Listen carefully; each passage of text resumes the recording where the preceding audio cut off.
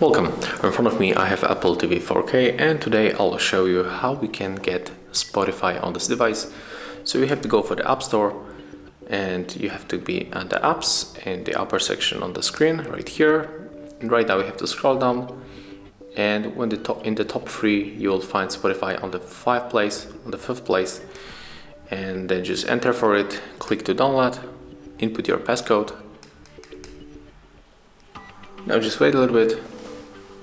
And as you can see right now, Spotify is right here in our device, and we are able to log in, and you will also find it right here in the main menu. So if you find this video helpful, remember to like, comment, and of course subscribe to our channel.